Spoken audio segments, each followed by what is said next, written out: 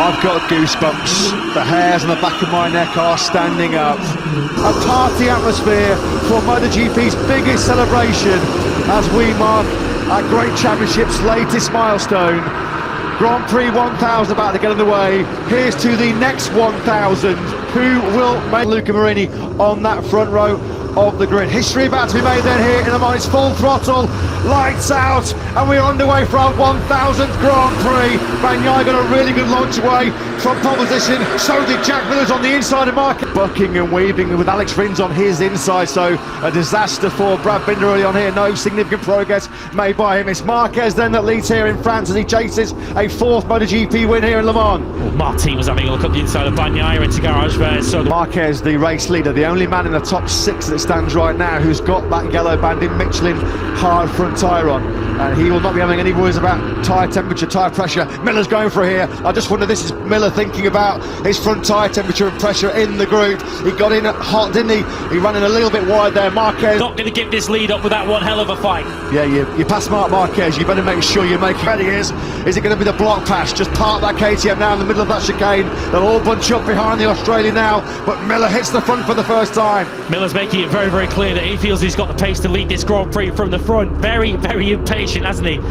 As we mentioned pre-race, his last two visits here have yielded 45 out of 50 in P3. Miller just running that real tight defensive line. He's not giving Marquez any sense that he can snap up the inside of him in the Dunlop chicane. Great riding this by Miller. So right on board with one Repsol Honda. The other ones had problems on that third lap. Tranmere doing a tremendous job at the back of the picture. In fact, he's just been overtaken by the recovering Jorge Martin.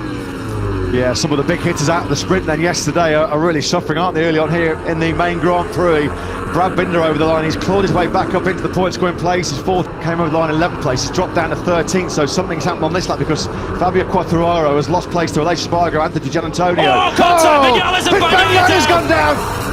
Vignales and Bagnaia caught up in a tangle together, and Pecco Bagnaia, thankfully, all four of them up on their feet and okay, but there was a massive quarrel, wasn't there, going on between Bagnaia and Vignales. They'll both be in trouble for that. There's going to be some serious work now for these stewards to be looking at those two incidents. It looked like Marini just made a mistake coming out. How to be angry at either, it's one of those situations. Yeah, it just looked, didn't it, there, as we saw multiple replays, just a pure racing incident, both of them going for the same piece of tarmac. Vignales, he would have thought that Bagnaia was out of his peripheral vision there. What was not any question, though, there was a bit of fisticuffs afterwards, weren't there? Yeah. They'd both be in trouble for that one. Vignales, I think, and the heat of the moment when the adrenaline's coursing through your veins, you're trying to work out, first and foremost, how on earth you've gone down the road there, because neither of them were expecting to have that crash, but it's good to see they broke the hatchet. Here comes Bezzecchi, that's really, really close. He's running Marc Marquez right. Bezzecchi now lunges on the inside of Martin into the Dunlop chicane. He's on the charge now, I think the second place. Will he have to, though, maybe drop one position after the incident with Marc Marquez? Marc Marquez might just say, well, that's just proper old-fashioned, aggressive late race pace. In all conditions, all different types of tracks so far in 2023, it has been Johann Zarco. We wrote him off as a potential rare home winner in Motogp in front of the French fans, but he's coming right back to the fore, isn't he now? Augusto Fernandez, Aleix Espargaro, Fabio Di Giannantonio, Brad Binder and Fabio Quartararo into this battle, potentially. He's Johann Zarco. What a ride by Augusto Fernandez. He's in 6th place at the moment. Dreamland for Hervé Poncharal. Harsh move on Marc Marquez at Garage there a couple of laps ago. He had to drop that one position, put him back in 3rd place. He's brilliantly worked his way back now to the front of this French Grand Prix. There is Zarco, there is Fernandez, just out of your picture as well, Aleix Espargaro, who's the fastest. Bezzecchi leading this Grand Prix now by 0.6 of a second. Miller did a 33.1 on the last lap around. He is really struggling at this stage of the race, at least, to match the pace of the leaders. Can Marc Marquez bring himself back on terms now? It is a leading group of 7, as Matt mentioned, because Augusto Fernandez performing absolutely brilliantly as well. Don't discount Aleix Espargaro too. What a French Grand Prix we've had so far. And Marquez does not at this stage in any way to have any sort of answer to Marco Bezzecchi. That lead's going to be over a second when they come across the line. First sector of lap 13, the advantage for the first time over 1 second. Well, while one KTM threatens to fall back through the field, don't rule out the other factory KTM. Alex Marquez runs Zarco out wide. That in turn pushed both Aleix Espargaro and it was just the domino effect, wasn't it? Yeah, Alex Marquez just giving a little tap there to Zarco. And that basically, the fist clench and the smile there, the gritted teeth from Hervé Poncharal. He will be super proud whatever happens in the remaining 14 laps of this French Grand Prix. Laps, Marquez at 132.1, Martin 132 flat. Oh, look at Fernandez! You know what, Miller's got big trouble here, hasn't he? Jack Miller is sinking, dropping like a stone.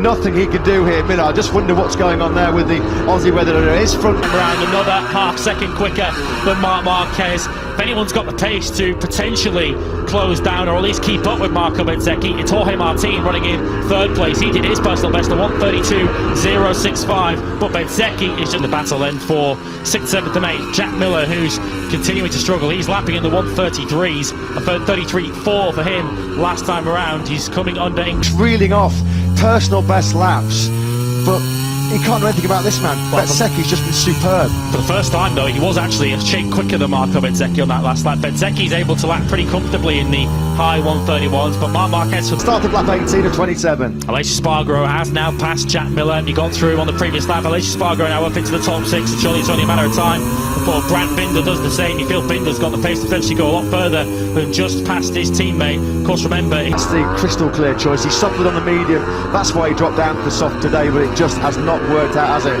If we are correct in assuming that it is the front tyre. 2 for him last time around. That's just about his pace, mid-32s. He's around half a second a lap slower than the race leaders. Yeah, a bit of a humbling, a chastening experience, this, isn't it, for Fabio Quartararo in front of his home crowd. Just the one solitary podium finish to his name on Sunday. Bezzecchi, but more importantly, it's brought Jorge Martin right back onto his rear tyre again. You just wonder, was there right in the very early part of this race where he got lifted up by Bezzecchi, who had to drop one position. There was a mistake somewhere for Brad Binder on that last lap as well, because it's dropped him a second behind his teammate Jack Miller, who actually did set his personal best lap of the Grand Prix last time around. So serve a long lap penalty. You can't take a shortcut and not lose any time. Brad Binder clearly didn't, and he'll have to serve that long lap penalty, which is down at Garage Fair. If it's around a 3-second time loss, that will put him somewhere near to Gian Antonio and Nakagami, who are battling for 10th and 11th. Fend off the sprint winner, the Martinator Martin, who's eyeing up 2nd place. There's just been some pointed remarks. I've not mentioned names, but it's been pretty clear who both Jorge Martin and Marc Marquez have been talking about when they've been giving their opinions about a couple of close manoeuvres that have involved the pair of them so far in 2023. So getting closer, edging closer to this battle for the podium. Augusto Fernandez there, just coming through turn 12. Absolutely phenomenal ride by him. He's going to take 5th place. Yeah, there's been a few riders that have fallen out, but he was already comfortably inside. Second behind Martin to start this lap number 23.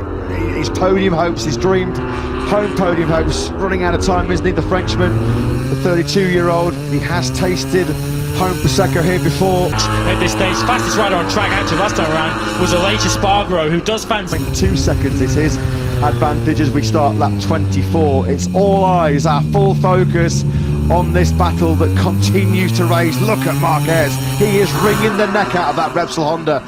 It was sideways, wasn't it? Snakes from side to side, but he hogs that inside line. Martin probably could sense that was coming in, just gave Marquez a little bit of room, but they swap places for about a second again. Somebody else has gone down, somebody else has crashed. It's not Marco Bezzecchi, we know it's not anybody in the top left-hand corner of your screen. He has long gone. Marquez again. How much corner speed can he carry through that fast sweep through into turn 1? This time around, Martin can't attack him. Marquez getting everything out of him. Sedge. Every time Jorge Martin's got through, Marc Marquez has been desperate to latch Grand Prix for him, and it looks like there's going to be double podium joy for Prima Pramac Racing with Martin and Zarco on the podium. Listen to the noise. If Johan Zarco does hang on to this 3rd place, it is going to blow your ears off. French Grand Prix, high drama. Jorge Martin, after his incredible fight with Marc Marquez, takes 2nd.